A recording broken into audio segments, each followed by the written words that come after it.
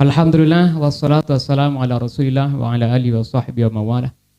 Allahumma aslih ummata Muhammadin sallallahu alaihi wasallam wa farrij an ummati Muhammadin sallallahu alaihi wasallam warham ummata Muhammadin sallallahu alaihi wasallam wa ansyur wahfaz wa ayyid nahdlatal watan fil alamin bi haqqi sayyidina Muhammadin sallallahu alaihi wasallam. Amma ba'd.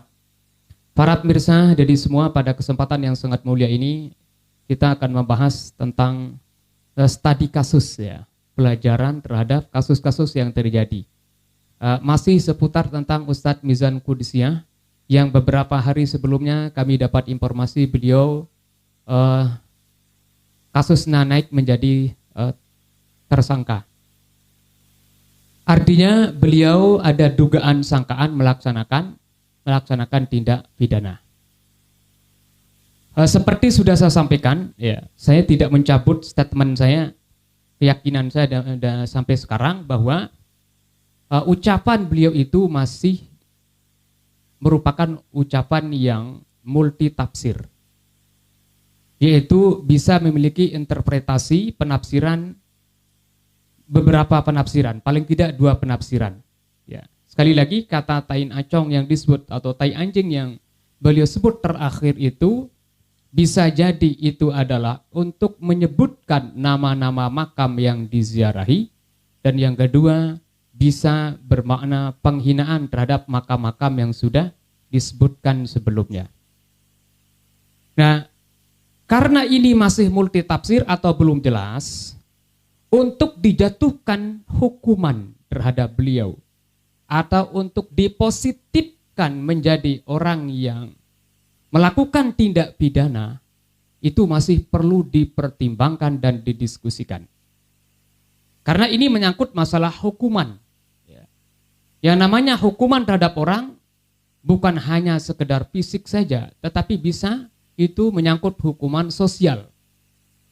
Dakwah mereka tidak bisa jalan, kemudian keluarga, anak istri ditinggalkan, kemudian santri-santri ditinggalkan. Itu efeknya besar. Nah, oleh sebab itu, karena ini belum jelas, maka kita pakai kaidah usul fiqh yang mengatakan tasqutul hududu bisyubhat. Hukuman terhadap seseorang itu bisa menjadi tasqutu, bisa menjadi gugur bisyubhat. Yaitu dengan adanya syubhat, dengan adanya ketidakjelasan, artinya masih belum dianggap pasti atau positif. Contoh misalnya, ada seorang laki-laki masuk ke kamar perempuan yang lain. Dikira itu adalah kamar istrinya. Dan sehingga berhubungan, dan itu dia kira itu adalah istrinya. Itu tidak dihukum. Artinya laki-laki itu tidak dihukum rajam atau dihukum sampai mati. Kenapa? Tadi kaidahnya mengatakan tasqutul hududu bisyubhat. Hukuman itu bisa menjadi gugur dengan syubhat. Kemudian yang kedua, ucapan beliau yang mengatakan tai anjing, acong, yang memiliki multi tafsir tadi itu. Maka tafsiran yang paling pas itu adalah tafsiran yang berasal daripada orang yang mengucapkannya. Artinya apa tujuan daripada dia mengucapkannya itu tentu ditanya kepada orang yang mengucapkannya. Saya kira itu semua teks atau semua ungkapan, termasuk misalnya Al-Quran. Al-Quran itu tafsir yang paling pas itu adalah tafsir yang berasal dari Allah, tafsir yang berasal dari Rasulullah SAW. Karena ucapan itu, teks itu berasal dari Allah, maka yang paling pas adalah tafsirannya dari Allah atau orang yang ditugaskan oleh Allah untuk menafsirkannya, yakni Rasulullah SAW. Nah, sama juga dengan ucapan-ucapan yang multitafsir. Yang paling pas itu yang kita pegang itu adalah orang yang mengucapkannya sendiri. Kenapa? Usul fiqh, dalam kaidah usul fiqh mengatakan maqasidul lafzi ala niyatil lafzi. Maksud atau tujuan daripada ucapan-ucapan yang memiliki multi tafsir itu dikembalikan kepada niat daripada al-lafiz, orang yang mengucapkannya. Nah, sekarang Ustadz Mizan Qudusiyah misalnya, beliau mengucapkannya, maksudnya itu adalah nama makam yang namanya Tai Nacong, Saya lebih cenderung untuk memegang apa yang menjadi pengakuan atau ucapan beliau. Karena beliaulah yang punya ucapan, makanya oleh sebab itu maksud daripada ucapannya itu adalah hanya dia yang paling mengetahuinya. Nah, oleh sebab itu berpegang dengan dua kaidah ini beliau sangat sulit ya. Ini dalam pandangan Islam ya, dalam pandangan kacamata Islam. Kalau dalam kacamata hukum saya tidak paham, bukan kapasitas saya untuk berbicara tentang hukum positif gitu. Ini secara hukum Islam. Kemudian yang ketiga, ungkapan atau kata-kata tai nacong tadi itu, tai anjing itu, andai kata memang ternyata tidak ada makam yang namanya tai anjing. Menurut pengakuan Ustadz Mizan Qudusiyah, bahwa yang beliau maksud dengan kata-kata tai acong itu adalah nama makam yang dikunjungi atau ziarahi. Nah, kemudian ternyata setelah dicek sampai sekarang belum ada nama makam yang namanya tai nacong. Nah, karena tidak ada namanya makam tai nacong, berarti dianggap itu menyampaikan sesuatu yang tidak sesuai dengan fakta atau kenyataan. Dalam bahasa Arab disebut al-kadzbu, yaitu kebohongan. Sekali lagi, apakah andai kata tidak ada nama makam tai nacong, apakah Ustadz Mizan dianggap berbohong atau tidak? Kalau kita mengacu kepada definisi yang diungkapkan oleh Imam Nawawi, beliau mengatakan, wa'lam, ketahuilah, anna mazhaba ahli sunnah. Sesungguhnya mazhab ahli sunnah annal kalba. Sesungguhnya yang namanya kazib, yang namanya kebohongan itu adalah al-ikhbar anis syai' bi khilafi mahu. Menyampaikan sesuatu yang berbeda dengan fakta atau kenyataannya. Beliau tadi memaksudkan kata-kata tain acong itu adalah nama makam. Tapi ternyata makam yang bernama tain acong itu tidak ada. Nah, berarti ini masuk dalam kategori kebohongan. Kenapa? Al-ikhbar anis syai' bi khilafi mahu. Menyampaikan sesuatu, mengimporkan sesuatu kepada orang lain yang berbeda dengan faktanya atau kenyataannya.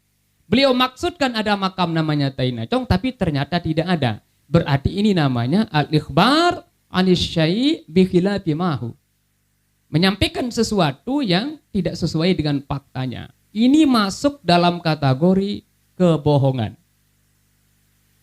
Ta'amada zalika am jahilahu. Baik dia sengaja ucapkan itu atau karena tidak tahu. Maksudnya tidak tahu, bagaimana?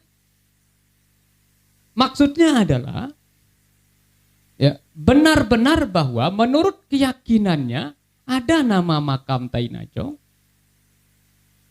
Menurut informasi yang dia dapatkan sebelumnya ada makam ada nama makam nama tai nacong. Dan benar-benar itu dalam keyakinannya ada. Tapi ternyata tidak ada. Itu namanya jahilahu. Kalau ta'amada, kalau sengaja, nah ini bermasalah. Maksudnya kalau sengaja, dia tahu tidak ada nama makam tai nacong, tapi dia sebut kata makam tai nacong, itu namanya ta'amada. Tapi kalau dia dalam keyakinannya memang ada nama makam tai nacong, akan tetapi kalau dalam keyakinannya ada nama makam tai nacong, tapi faktanya tidak ada, dan beliau sampaikan, itu namanya jahilahu namanya. Berarti dia tidak mengetahuinya. Nah, dalam definisi yang diungkapkan oleh Ibnu Hajar al-Asqalani, ya, beliau mengatakan sawa'un kana 'amdan aw khata'an. Baik itu dia sengaja maupun atau salah. Berarti kalau salah maksudnya gimana? Dalam keyakinannya ada nama makam tai nacong, tapi faktanya tidak ada. Itu namanya khata'an. Nah, kalau begitu bagaimana? Oh, Imam Nawawi mengatakan wa innama ya'simu fil 'amdi. Maka kalau dia yakin tidak ada nama makam namanya Tainachong, kemudian beliau sebut ada makam namanya Tainachong, itu namanya al-amdi, maka termasuk yaksimu itu berdosa. Berarti sebaliknya, kalau dia punya keyakinan ada nama makam Tainachong, tapi ternyata tidak ada, berarti itu masuk dalam kategori khata'an, masuk dalam kategori jahlan, artinya tidak tahu, berarti lam yaksim. Ustadz Mizan Kudusnya belum bisa dikatakan berdosa. Nah, karena tidak bisa dikatakan berdosa, berarti otomatis tidak bisa dikenakan hukum atau tidak bisa dianggap melanggar hukum atau melakukan tindak pidana. Sekali lagi, ini dalam pandangan Islam yang saya pahami. Ya. Nah, karena tidak dianggap melaksanakan dosa, berarti secara otomatis tidak bisa dianggap untuk melakukan tindak pidana. Artinya tidak bisa dikenakan hukuman. Dasarnya bagaimana? Lah Allah berfirman dalam surah An-Nisa ayat 111, "Wa may yaksib isman fa innama yaksibuhu ala nafsi wa kana Allahu aliman hakima."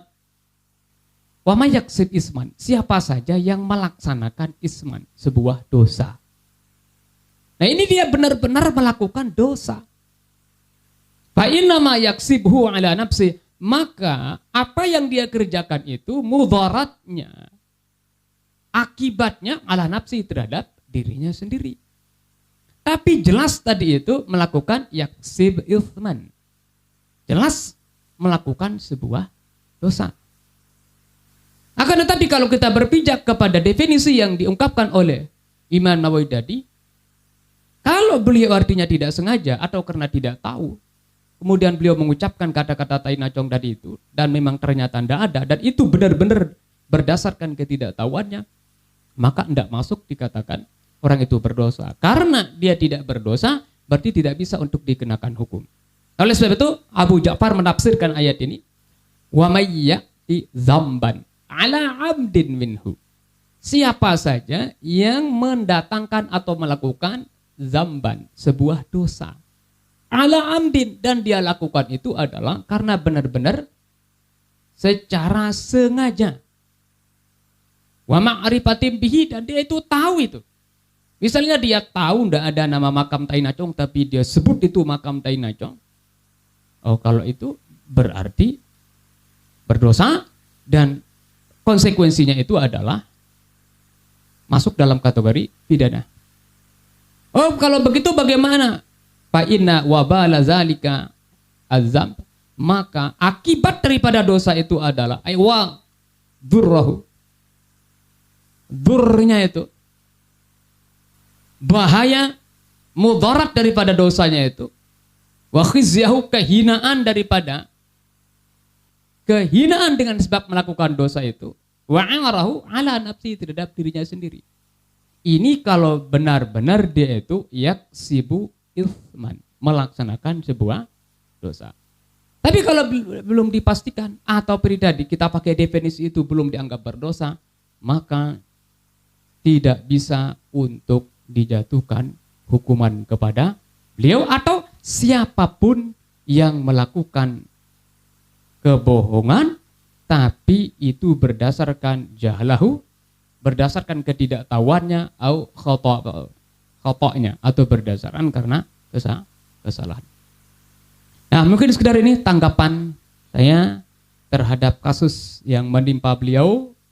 Mudah-mudahan siapapun itu yang menentukan hukuman, ya mudah-mudahan menentukan hukuman itu seadil-adilnya. Tapi sekali lagi, ini pandangan menurut Islam, dan Islam dalam ya apa yang saya pahami, dan ini adalah Islam daripada yang saya pahami. Nah, bisa jadi ada yang punya pemahaman yang berbeda. Kami harapkan kepada siapapun yang mendengarkan video saya untuk memiliki tanggapan yang berbeda, supaya menjadi tambahan ilmu wawasan bagi saya sendiri, dan tentunya kami harapkan juga di saat menanggapi atau mungkin membantah apa yang saya sampaikan ini, kami harapkan supaya mereka menyertakan dalil-dalilnya juga, supaya kami ini mendapatkan wawasan dan ilmu pengetahuan dari bantahan atau tanggapan daripada apa yang saya sampaikan ini. Sekian, kurang lebihnya mohon maaf. Wallahul muwaffiq wal hadi ila sabilir rasyad. Wassalamualaikum warahmatullahi wabarakatuh.